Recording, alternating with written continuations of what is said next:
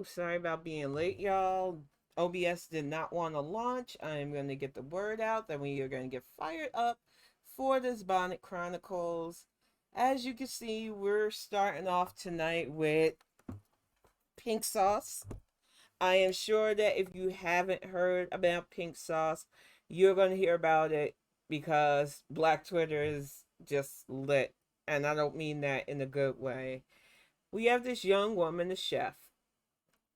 And like I said, I understand that my people are trying to get their hustle on in this digital age, trying to be entrepreneurial.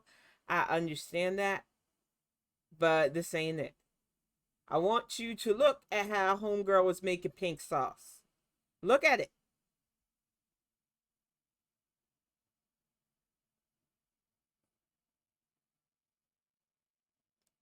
I'm re-showing because honestly speaking, none of this crap makes sense. You got people saying that she's a Miami chef, which maybe she is. I don't know her. I haven't lived in Florida in almost 20 years. All I know is that she put in honey, ranch, coloring, and other crap in a bottle and shipping it to people for 20 bucks.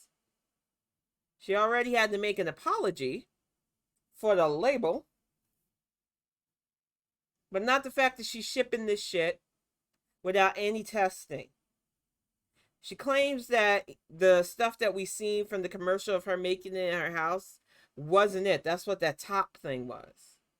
And people are putting it on whatever this stuff is. I think it's fried rice and shrimp, but she calling it something else. The thing is, with this whole idea of pink sauce, it isn't about just the entrepreneurialness of it. It's the fact that things can go viral on TikTok. People will come out of the pocket for something that seems popular, seems new, seems trendy, and don't think of the consequences. And that's America in the long shell. And let me update the Bonnet Chronicles thing because I realize that it's still showing the Tuesday stuff. I'm with it, guys. I promise y'all. We're going to get this title and stuff updated. And like I said, as a businesswoman myself, because I got to be, for myself, let's get this Friday night update.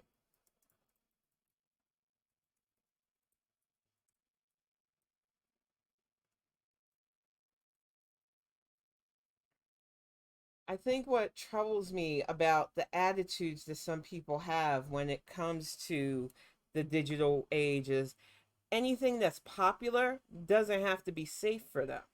This young lady is a chef. She should have known the stuff she was sticking in those bottles might not be kosher. But the problem is, too many people don't care. They just want to be trendy and look like they're doing trendy things. And we who see it for what it is, whether we're old or young, not only is it our right to speak up when something ain't right, but to hold people accountable. I want this young woman to succeed. I honestly feel like young black entrepreneurs need all the support, but you need to do things the right way when it comes to food, especially in the day and age of COVID, where we already got enough health issues going around because people want to be stupid and selfish. Making sure your shit doesn't cause potential botulism, doesn't get people sick because you are shipping them in probably unsafe ways. No, just because it's a sauce doesn't mean you shouldn't package it properly, make sure it's something that is mixable, and make sure that you're shipping it in a way that is what kind of preservatives is being put in this stuff. And why are people putting something that looks like Pepto Bismol on their food? Like, between this and that gentrified Spelman College, I'm light skinned white chick, I was done this week with a certain demographic. But I was also done with my people because we enabled this nonsense. And it's up to elders like me, aunties like me, to start holding these young women accountable because I want to see them succeed in a proper way. And I don't want them doing these TikTok businesses that are going to make us look like bad. It's going to be bad for us. Welcome to the chat, Respect. That pink sauce really is America in a nutshell, though. They will go hard for a stunter that seems good. They will throw their money at them even. And then when they get sick, it's like, well, what happened? It's like, bitch, you bought pink sauce from TikTok. She literally showed herself making the stuff in her house. Then when she got pushback against it, it was like, no, look, I'm in the kitchen. I'm in an industrial setting. And it's like, ma'am, anybody could rent an industrial setting just to film for a little bit. I really want people to question where they're getting this stuff. Then I seen that poor video of her making a child eat it off a wing and describe what it tastes like. And it was like, children don't lie. That child looked like, ooh, it tastes like sweet blue cheese, which is two things that shouldn't go together. It's just like, no, I didn't see the arrival video. I was just so taken out by the fact that she had to keep putting apology videos that I didn't see a lot of people who actually, because I'm still floored that people actually threw $20 her way for that stuff, but I shouldn't be. Digital age is going to be full of full-on stupidity. It's just the reality of the situation. And the fact that we have people really out here just acting like the pink stuff isn't the problem. It's like, it is. She's a chef. She should know what rancid means. She should know using raw honey in anything is risky. But she should also know that most people don't want a product that look like Pepto-Bismol draped all over our food. Oh my gosh. I'm not shocked. And like I said, I want to root for our people. I really do. I want us to be successful. I want us to claim the stuff that we need to claim, but I want us to do it the right way. And this is why I don't have a TikTok. Honestly speaking, TikTok holds no relevancy for me. Outside the few clips and videos I see, it's a young person's game. I do enough being on Twitch. I do enough being on YouTube. I do enough having social media in the first place. I said it a few days ago. The only reason why I ever got a Twitter was 10 years ago. I was doing digital content for an online magazine for gaming. And they were like, you have to have a social media presence. I didn't want a social media. I said, ma'am, I have Facebook. Isn't that enough? I used to have a MySpace. Isn't Facebook enough? And she was like, no, nobody who really games is on Facebook anymore. We want you to get a Twitter. We want you to get a Reddit and some other thing. I don't even remember my Reddit login, but I did keep on Twitter. Branched out into politics talk and writing and doing speech writing for my friend's campaign and got away from the gaming journalism and stuff. And while I'm glad they got me in on it, there are times where I see stuff that's just like, man, sometimes I wish I fought my editor hard enough to have a Twitter. And that pink sauce, that almost took me out. But for every bad, we see good. I know that the people have been talking about President Biden's having COVID. I believe in Joe. He's boosted. He's a healthy man for his age. I know he's gonna be all right. And he has his VP who has his back. And I know some people have been speculating about 2024 already.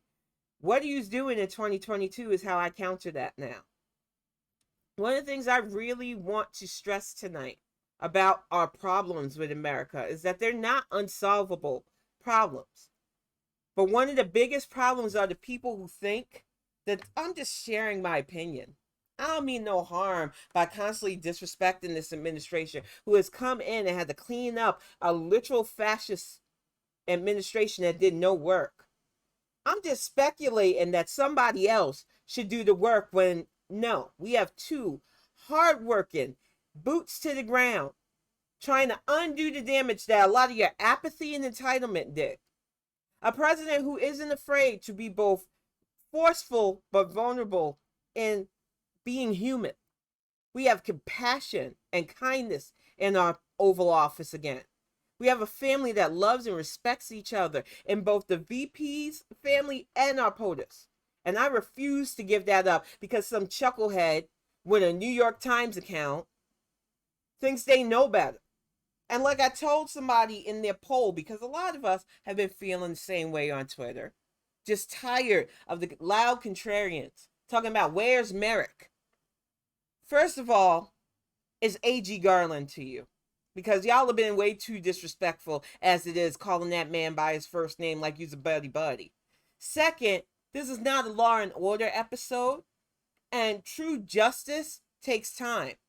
I tell people all the time that as a Gemini, I was kind of scattered throughout my life.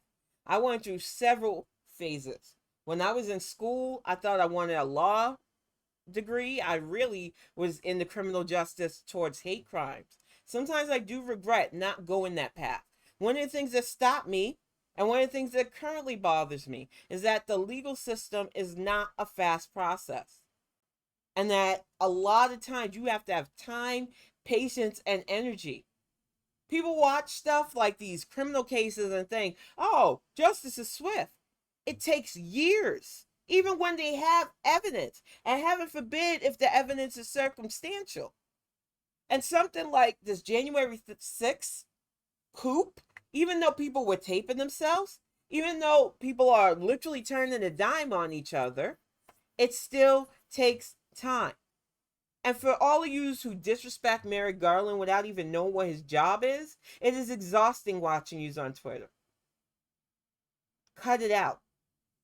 What is your plan for the midterms? Because you got all this time to bitch about what the AG is supposed to be doing, like you know his job, but you don't even know who's representing you in these local races. Another thing that I needed to approach, because I was doing my show notes earlier, and then my dear friend Case hit me up to something that we were all doing in regards to Josh Hawley, who was a tool last night, but most people who participated in the coup is tools. But people wanted to refer to him as a bitch. I even had that in my notes at first. And I realized that he's a punk coward. He's a typical conservative. What he's not is a bitch. I'm a bitch. I'm a badass bitch at times.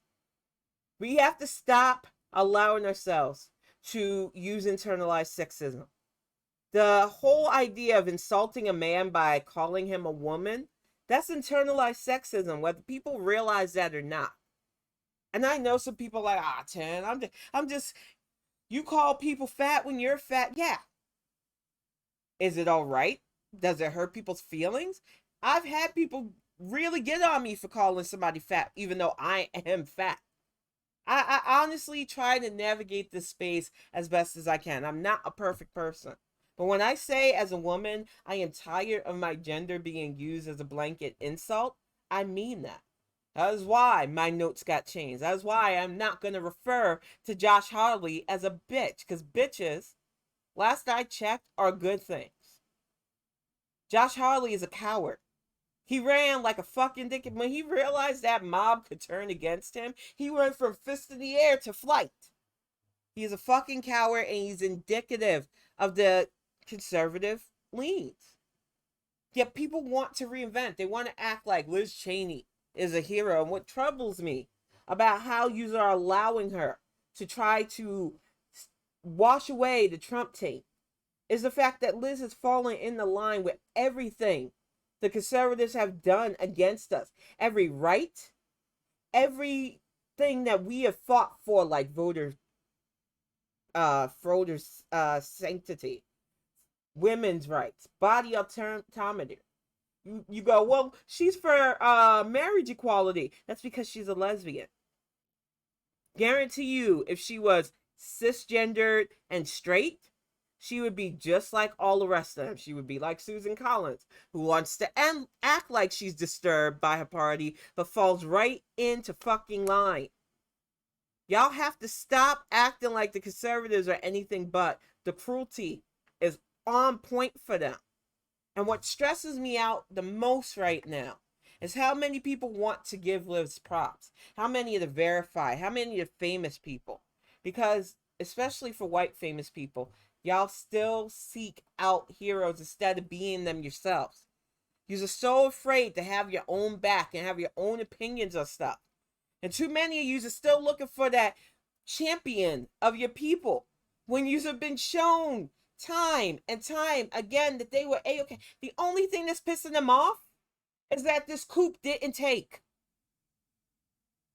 And when you're sandwiched between those who were A-okay, like willingly going to bat for Trump, and the ones who are so entitled that the other side just isn't good enough still, isn't messaging enough still, isn't strong enough for them still, I can't. It is on us who see this for what it is to do our part to vote, keep our circles full of voters, keep voter aware, and do the pockets of resistance, not just on Twitter, that get people to those polls.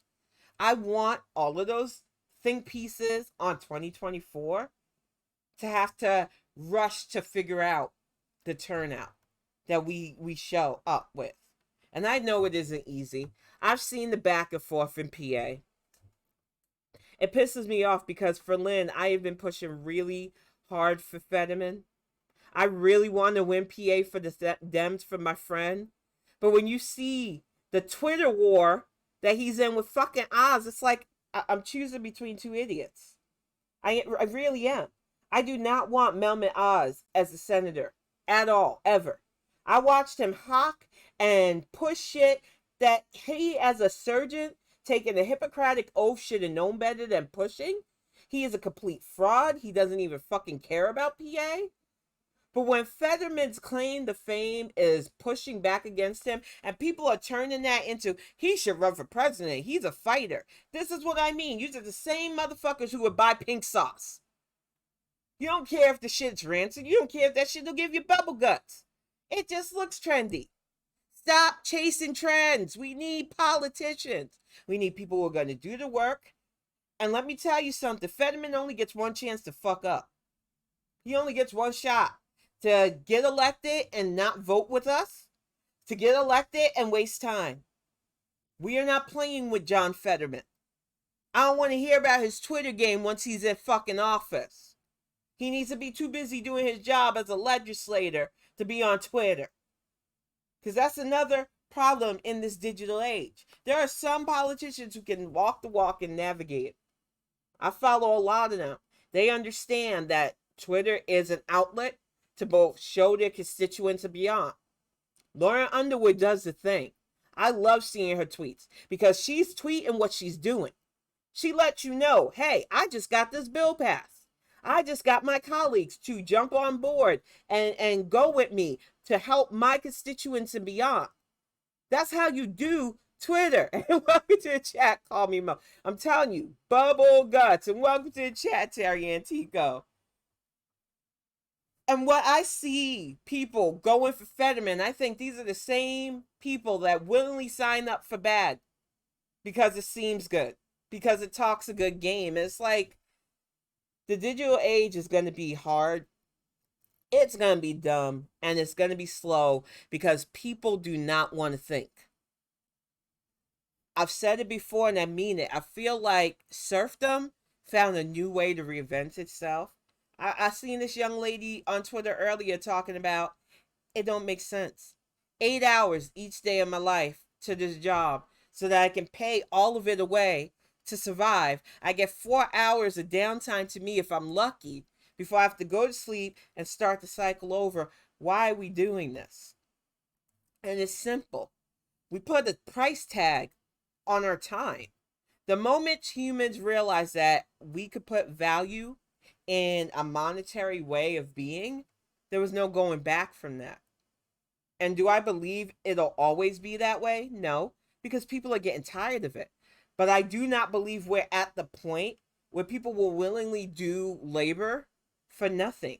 There's just not going to happen. There has to be an equivalent exchange. There are ways that we can create societies that both build, foster, and grow without the looming specter of how we going to get paid.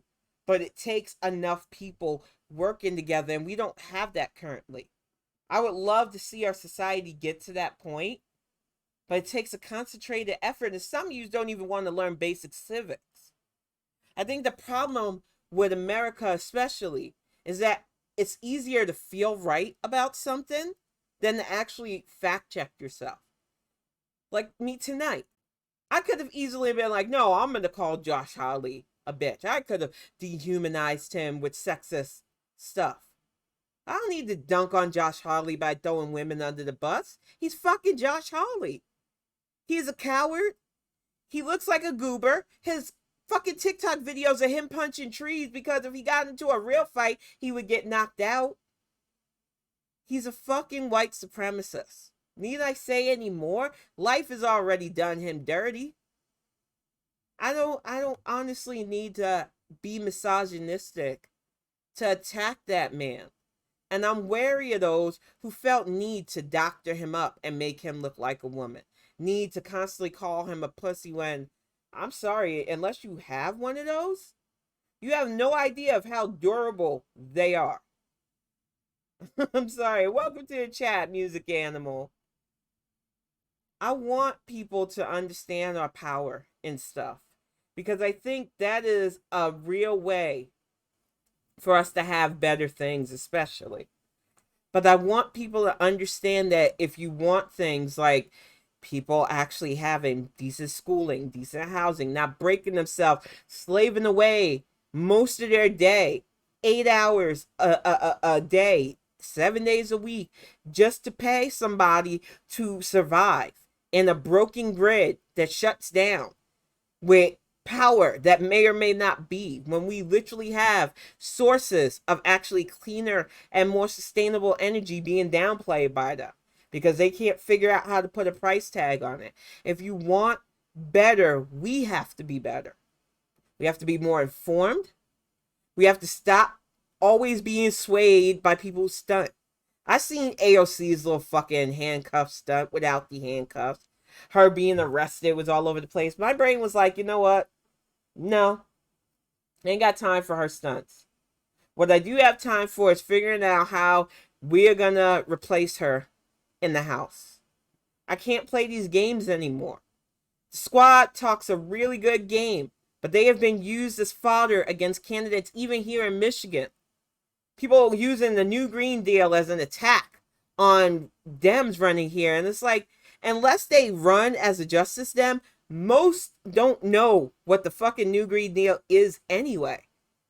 But we literally have attack ads because of AOC's talking points, because of her little antics being used against people running here. We can't afford this anymore. She is a fucking liability. I'm tired of people elevating stunters for power. But we see it all the time. One of the things we talked about on Twitter lately is the rise and sometimes fall of the far lefters. They have Twitch casts like mine.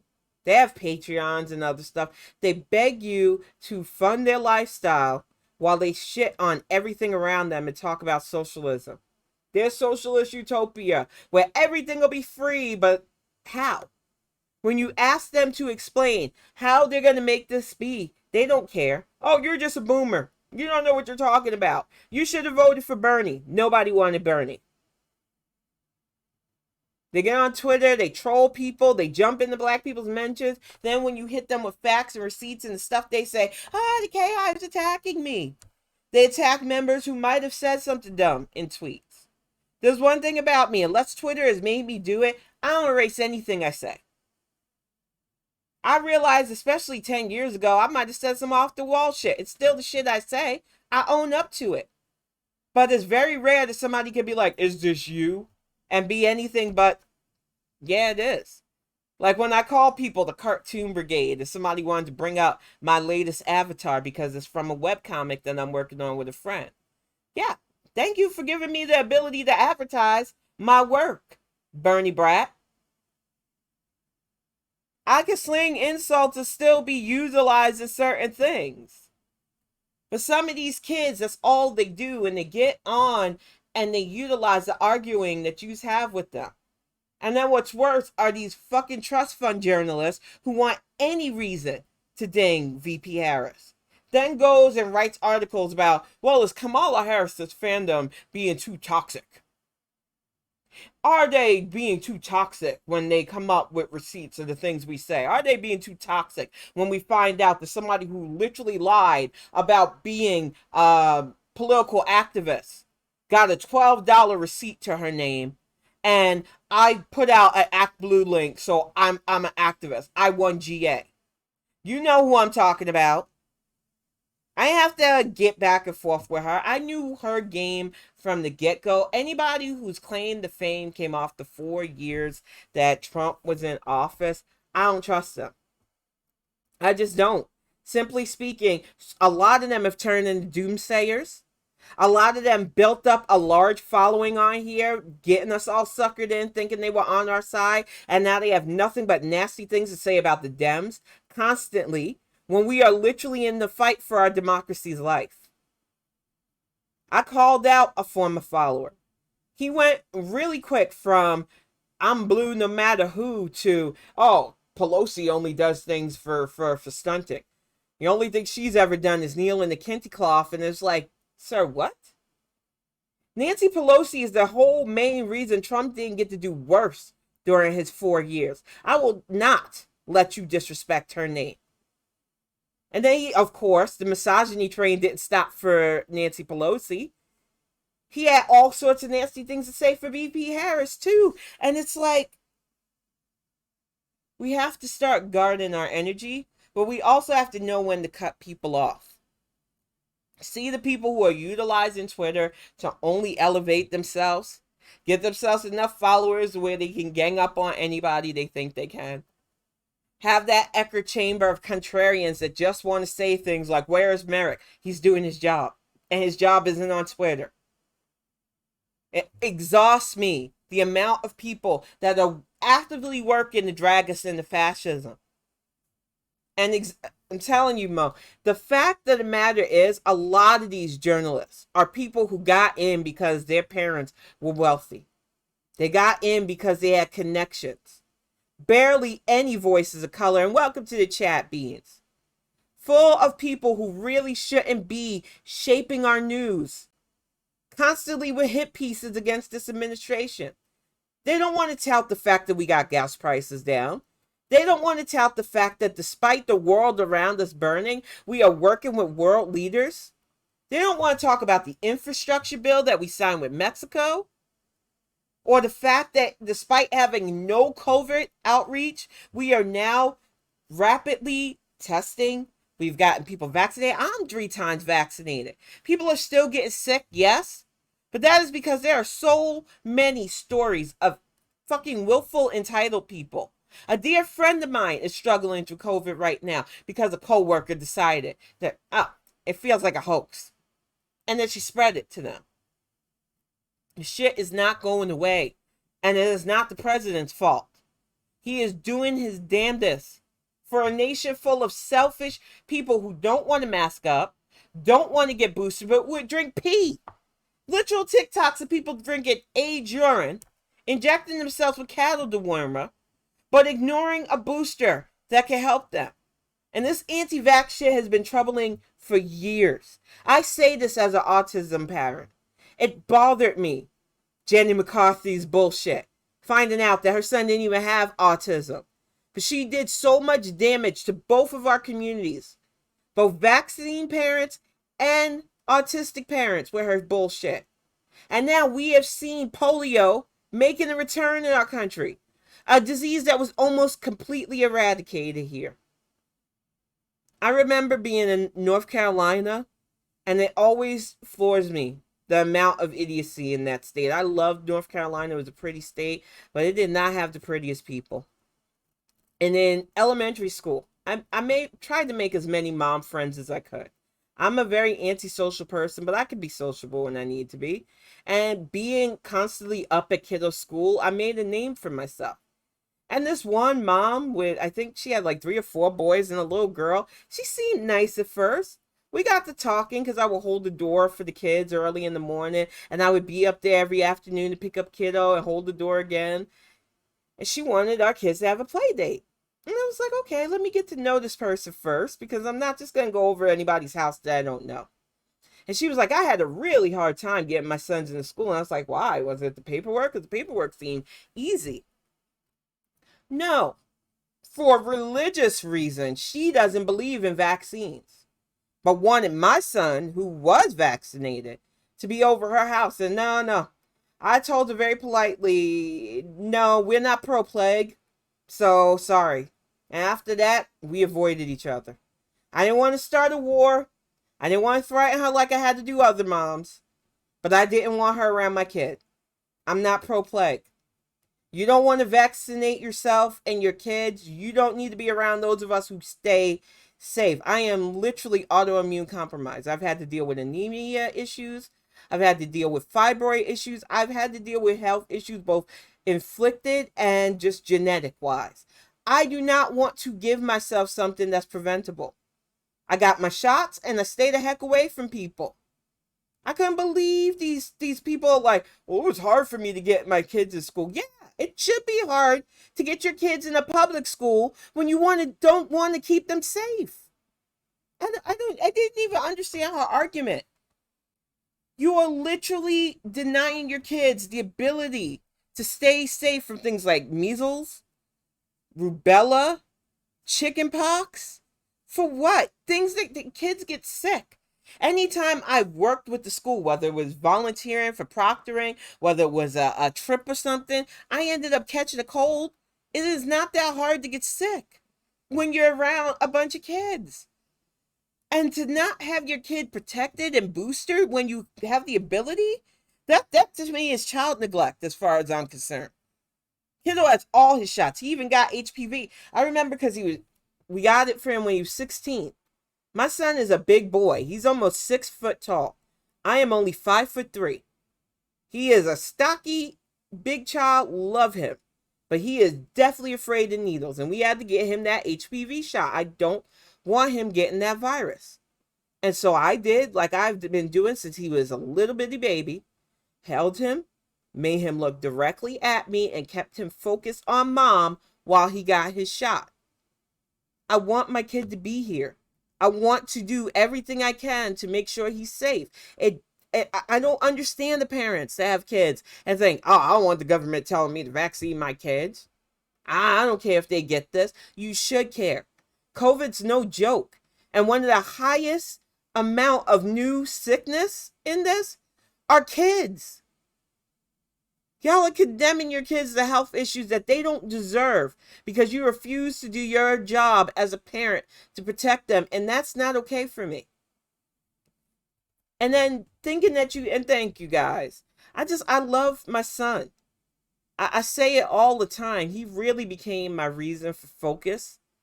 And while I don't put it all on him because I think a lot of it's stubborn and spite too, he gave me the positive reason for being here. And the least I can do for him is make sure he's healthy and happy. And yeah, I don't know a kid alive that enjoys needles. I don't know a kid alive that enjoys, the feeling of it. But when we went to get our boosters for COVID, he took it like a champ. Because it didn't hurt at all. They got it in and out of that little dot thing they put on our arm each time. My arm swelled all fuck all afterwards, but I think that's because of my metal allergy. Honestly speaking, each shot we got was pretty simple. We got in and out, and now we're done. And since we're introverts that don't really interact with people on that level most of the time, we'll be safe until it's time to get another booster. Because I figured with his next junior year and probably having to go out to do more testing and actual college visits and stuff, we'll probably need another booster then. But until then, we're just staying the heck away from people. But to not get myself, the moment they said kiddo could get his booster, I was like, yep, all of us going. Dre went and got his. We went and got ours at the same time because I think when he's seen that mommy's getting hers too, it made it easier for him as well. And doing things together with him we've always been a team. But there are people out there so selfish and stuck in themselves that they don't care. And you wonder why we're still seeing the toll rise in this. And we still don't even know the long implications of having this virus in your body. And we can't even get our already stressed out hospital system to be able to focus on those things because we're still caring for those who are being selfish. So it's on us who are doing the right thing to continue to hold each other up. I know it's hard. I've said goodbye to far too many people who should still be here, whether it was in the early stages of this or the after effects. I still think my friend died because of the effects of COVID on her system. And it breaks my heart because it didn't have to be. So many people who are in the field where they help people lost their lives. So many people are struggling with the mental health fallout of this. And that is why it is on us who are here, who see it, who are doing the right thing. We've got to hold each other up. I know it can be exhausting when you jump on Twitter and somebody's just lamenting about being tired, but they're on there because they are tired. We really have to have their back. Sometimes people who are begging for pet pics, yeah, there are some that are just doing it for engagement, but I did it today. And let me tell you something, y'all have such beautiful fur babies. It put me in such a good mood. I needed it. It was like a boost to my system. You never know who is struggling from all of this. This has been a real all hands assault on us. Not just the disease, but the wondering, who can you trust? I used to travel with my son a lot. We were hoping that once we got settled here in Michigan that we could start planning trips again. And there's no way. Especially since our airlines, Delta, decided masks aren't necessary anymore. Sir or ma'am, you expect me to be, because most of our flights are a good few hours. Like when we went to Vancouver, that was a long ass flight. And even back then, I would have loved to have had a mask with some of these people. You want me to be on a plane for hours without any protection with people who don't want to get boosted, don't want to get vaxxed up? They've killed any chance of me traveling anytime soon. Movie theaters, I don't know about y'all, but the last time we went to the movies, and Greg laughs at me when I say this, but first of all, those of you who take underage kids to adult movies should be ashamed of yourself. But the fact that this family took a clear toddler to a movie like Deadpool 2 was already stressful enough. But then they let the little girl eat popcorn off the floor was troubling enough. You had people who were vaping in there. I don't believe these are the people that were getting vaccinated. So I don't do the movie theaters no more. Y'all have ruined the few things my introvert butt used to do. Farewell. Even the bookstore, which I would love to be in, especially now that I'm an author, had people who looked like they didn't wash their legs. Dude laid out a really loud, ripped one on my birthday 2 years ago. Just kept it moving, too. He looked really nasty. I don't want to share the same airspace with these people. So I stay home. People who have been entitled have ruined things for us. But the thing is, this isn't the first rodeo humanity has had with this. It's just more televised. We have more people able to report this. This is just the plague all over again. With people who think bathing isn't going to help me. I have to do this weird pseudoscience thing instead. I don't trust the people who have studied this. They seem elitist. We are just redoing history over and over and over again. So the way to get away from this is to keep educated, constantly fact check even ourselves, and keep ourselves safe. We are going to be riding out a digital wave of dumb at first. Of people trying to get rich quick, not caring the fallout, entrepreneurs that will sell you literal pink goo in a bottle, and people who will eat it despite the intestinal problems you will get from doing that. We are dealing with anti-vaxxers who are literally bringing back diseases that we thought would be gone, or at least not a national problem. We are in for a painful time. We have seen how eager the other side were, bloodthirsty the other side were for fascism. And that is why I beg people to guard your energy. Yeah, fighting on Twitter can be fun sometimes, but it'll burn you out. It is okay to take breaks. I tell people that all the time. Sundays, a lot of times, you don't even see me tweeting anymore because it's D&D time. It's time for me to disconnect and be with my friends. I know that right now we do it online. Hopefully one day I'll be able to go to their live sessions again, but currently the guy who runs that is about to be a dad. Life is happening for us. There are good things on the horizon. But we who are navigating all the fuckery, we have to keep ourselves safe. And that means guarding both your physical and mental health. Being okay cutting somebody that stresses you out of your circle. I don't make anybody feel like somebody that I don't talk to means you don't got to talk to them either. I used to play those games on Twitter. I hated that me. I can't shy away from it. I don't want to act like that wasn't me a few years ago. But I learned how ridiculous that is. I don't like people telling me what to do, so what right do I have to say, I don't like that person, you can't like that person? I didn't do that shit in high school. I'm sure as heck not going to do that in my 40s. We are all grown people full of opinions. Sometimes people will say something that I like one minute, and then something so asinine that it's just like, I'm going to keep it moving before I lose a friend. And sometimes my friendships fall through anyway, because I'm a stubborn person. And when I see something I don't like and I speak up, sometimes it hurts people's feelings.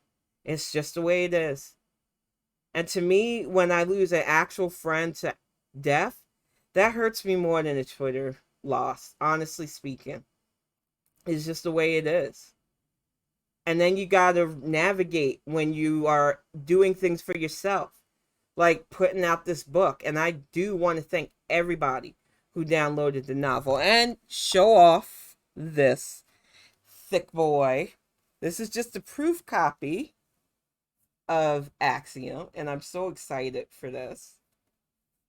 We have to get the one with Greg's picture on it, but that is the picture I'm going to use for the back for me. And it is thick, y'all. And I am excited because they offer an author's pricing version. So that's when I decided to try to crowdfund what I could to make the book more accessible.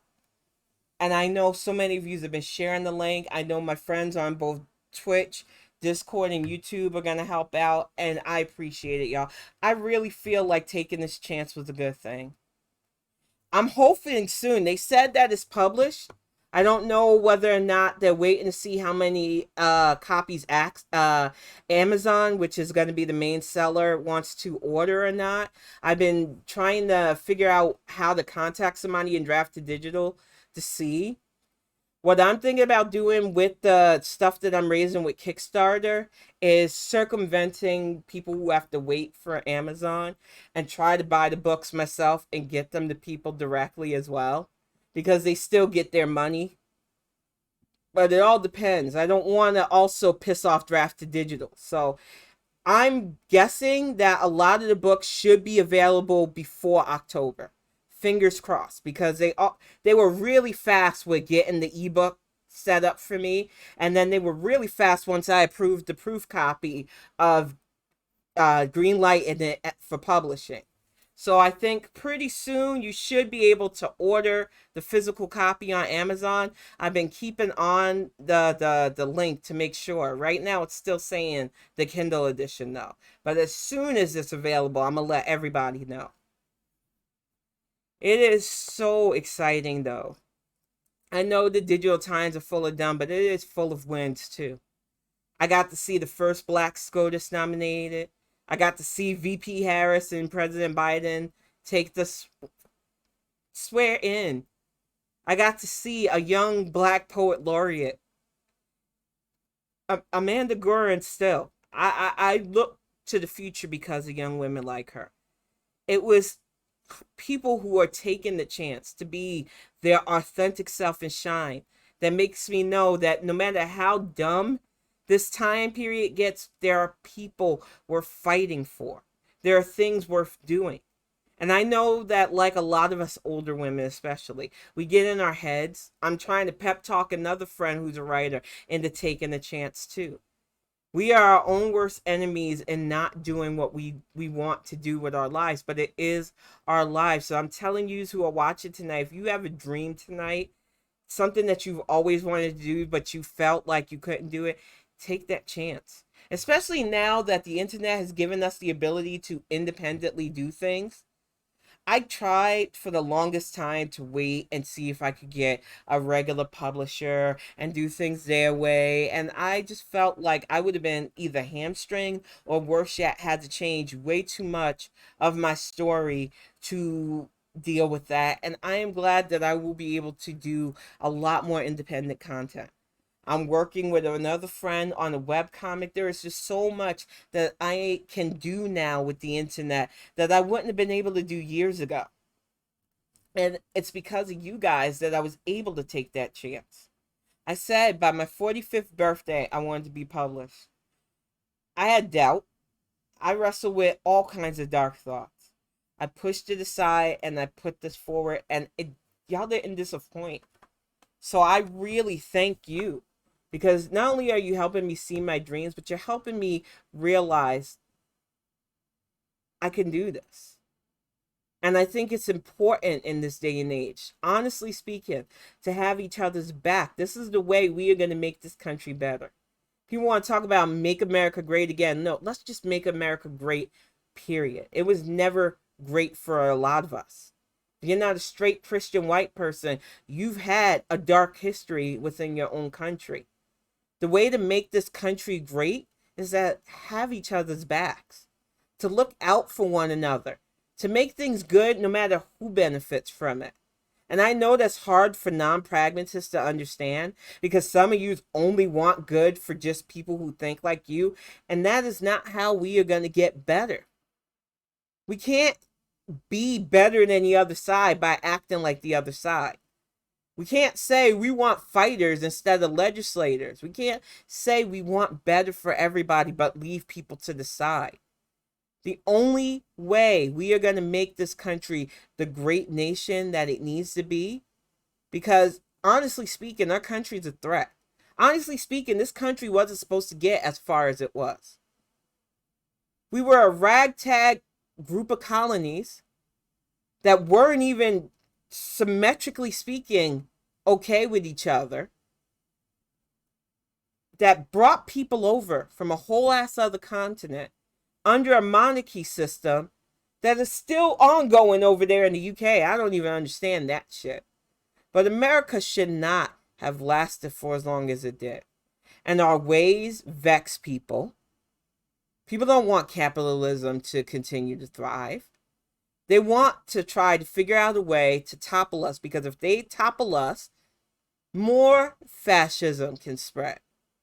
We are, whether people like it or not, that one bit of hope, that bastion of democracy, even though sometimes it feels faulty.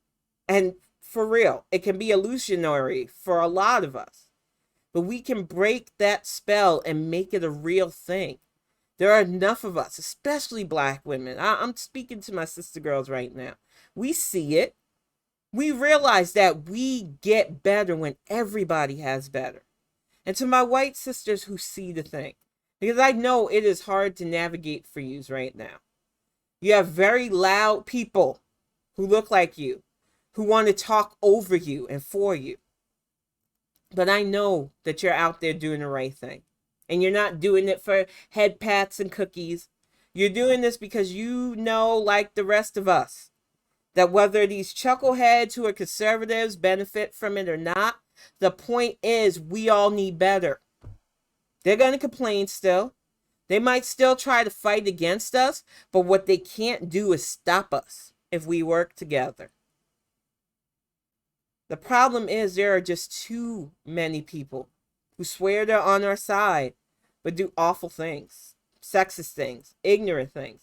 I seen a young man, I say young man, he didn't look that young, gay man, gonna try my friend Portia, who, if y'all don't know Portia, she is one of the sweetest people. She took a chance with her craft store. I love it. She has one of the cutest dogs I've ever seen in my entire life. And she is a very learned woman, can speak several languages and have traveled. And we were talking about the fact that Nikki Fried, who is running in Florida, decided to put out an interview where she says that she talks slower to people who don't speak English. Which I need to remind people that our American English is a whole hodgepodge of different words from different countries too. So it's not a flex if you aren't going to bother to learn more than one language that you think it is. But the fact that you're running in Florida with Spanish is a language that is very heavily spoken and you don't bother to learn. You don't get somebody that can help you out and you think speaking slower isn't racist.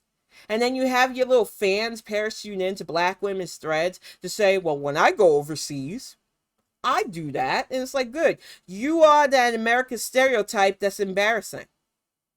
Way to go, champ. I don't think you're making the kind of compliment or comment that you think you are. The fact of the matter is, it's embarrassing when Americans go overseas and act like somebody that speaks a different language from you is slow. You wouldn't like that if they did that to you in their language. But you think being condescending, know-it-all assholes who know nothing is a good thing, and it's not. It's embarrassing. Stop doing that. And then you jump on Twitter to get into the mentions of somebody. She didn't go looking for that guy. He decided to bring his white manhood into this. Y'all need to stop doing that. Oh my gosh, Beans. I can't. I can't imagine how an American would feel. They would feel entitled and angry. How dare you speak to me like that? But you do it all the time to them. Because you can't wrap your brain around your entitlement and your hubris that you think that our language, which, like I said, is a hodgepodge of different languages. There's a lot of German in the English language, American English language, as it is. But the fact that you don't even bother to try to learn things before you go to other people's countries or even your fellow neighbors, and you think, if I talk slower, I'm being more respectful. How about don't bother them at all then? If you're not going to learn how to speak to them, don't bother them. You shouldn't represent them either. Honestly speaking, it's frustrating to me how many Americans are okay with saying stuff like that. You're the same that are okay to saying things like, I don't see color either. And I want you to see my color, because the lack of seeing us comes with a lack of respecting us that I can't co-sign on. Some of you just keep playing games, but we know all your little dog whistles now. We know all the stuff that you thought was normalized that we are calling out, and it is okay to change if what you're doing is harmful. Like I said earlier in this cast, I was going to full on use sexist lingo to call out Josh the coward Howley. And I realized I didn't have to, because just calling him a coward, just using the fact that he is an insurrectionist coward is enough. Even I have to deprogram some of the internalized bad things that I used to put out there. It is a reality of growing up in a day and age where so much of the stuff that we used to normalize, you realize you don't have to hold on to that. I honestly feel like so many people fight change because they're far too comfortable being awful than they want to admit. And they find enough people who enable that. And you need to get people who will enable the good in you, because they're out there. So many of you have had my back through dark times, but you have had my back through good too. And you only want to see good things. And I only want to see good things for you. And that's who you should be surrounding yourself with. But too many people want that sparring echo chamber. The people that egg you on to constantly drag people. And if that's how you get your dopamine hit, I don't want to take that from you. But when that burnout hits you, I'm going to be one of the first mofos to tell you I told you so. Because it ain't worth it. They're not cheering for you. You're a show for them. And I'm tired of being people's entertainment in anything but the stuff that I put fiction-wise. I'm not trying to burn myself out being people's jesters. And I need more people to understand that. And social media really needs to become social again. I get it. It's a great way to network. And I think there are plenty of ways to navigate doing both. But we are human beings on there.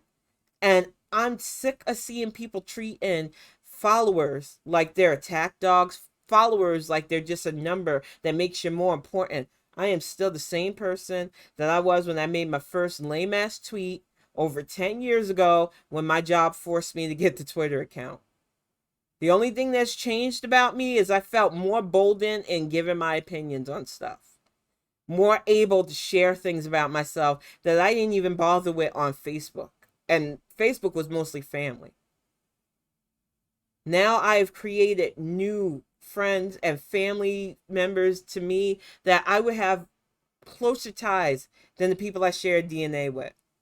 And it's all because I started realizing the value in just socializing, being myself, and taking in people who are just themselves. And honestly speaking, I see Twitter getting that way. Especially now that Apartheid Clyde isn't going to own it. I see more real people sticking to it, sharing themselves, sharing their ups, downs, and in-betweens. And that is how I know it's the place that I want to be. And when it gets too toxic, which it always does, because it's a big place full of different people and ideals and stuff, I take a day or two away. That's the way I've been handling it for a while, and it really helps. I feel like just like what we're dealing with the midterms, do your part. Make sure you're registered. Make sure you vote. Make sure you get the people in your circles interested. And just protect your peace. We all have to be here and nothing's promised. So do your part to stay safe. Do your part to stay informed. And even if you like fighting, because I really feel like a lot of my friends might feel like I'm targeting them, and I'm not. A lot of times I jump into stuff because I see an idiot trying you. But I've learned how to smartly navigate without letting the clout goblins utilize my tweets for their purposes.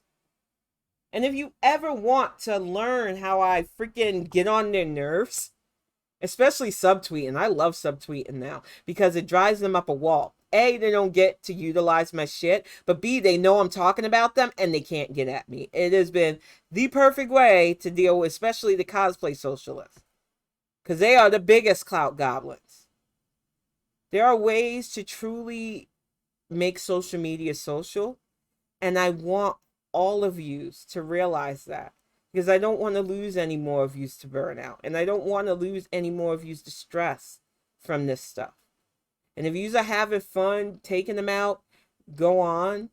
But please be mindful of your stress limit. Because they aren't going to go away anytime soon. They think it's like a victory lap, our POTUS getting COVID. And it's like, y'all are disgusting. I don't want to interact with them. I don't want to bother with them. If I see them, I zap them like the bugs they are. They're all over the place pushing their Patreon accounts, which I know some people want me to do. I'm not interested in that. I actually have a product that people are buying. I don't need you to pay me for potential work. I've always felt weird about that. I'm not saying that. There are amazing artists that I've supported on Patreon and continue. But they actually put out work. People with PhDs that want to help people and educate people. But there's a difference between them and I. That's how they do and get their reach.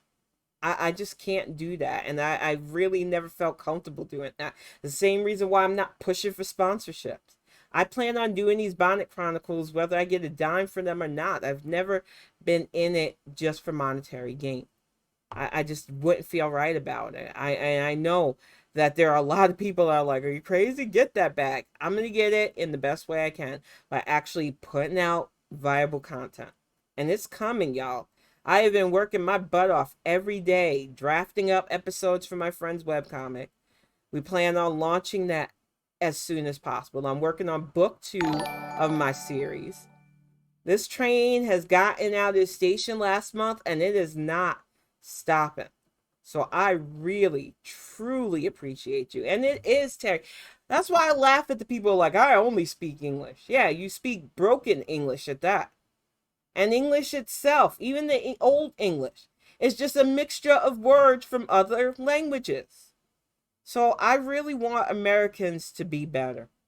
Don't be afraid of using the free app. I love Duolingo. It's a bit aggressive with the notifications, but I use the heck out of Duolingo. I'm up to learning 4 languages right now. I'm restructuring my Spanish because you can always use a refresher in that. I've been learning Japanese, German, and Korean. 4 languages because I plan to hopefully one day travel again. I don't understand that flex either, especially growing up in New York. I like knowing what people were saying around me. I wanted to know what phrases were. I never understood the people that wanted to be ignorant of that or get mad at it even. And so many languages are beautiful. And there are so many stories that I can read better when I understand the literal translations of them. So I just don't understand the people that want to cut themselves off from knowledge. But being a witch, I've never had those leans anyway. And I know that I'm not alone in this. I know there are a lot of us out there that are constantly utilizing the digital age to better ourselves. We got this. And this is how we are going to make America better. With the dummies who sell pink stuff in the bottle. But I'm going to get ready to wrap this up. Go make some dinner for Axiom and I. I will be back on Tuesday. And then I'm going to take a bit of a break on doing the Saturday streams for now because I've been writing a lot on Saturdays instead. And it's been really good getting content-wise done that way. But I will be back on Sunday for D&D. And then Tuesday for another Bonnet Chronicles. Hopefully it'll be a lot less crazier topics. But I'm sure TikTok will continue to churn out nonsense. I really do thank you all, though. Seriously, so much good has happened because of y'all's support. And I hope to continue to help support all of you. If you have anything you want me to promote or put out there, please reach out and let me know. I really am here to help keep you as elevated as you have made me. But I'm going to get ready to go. I will see y'all soon.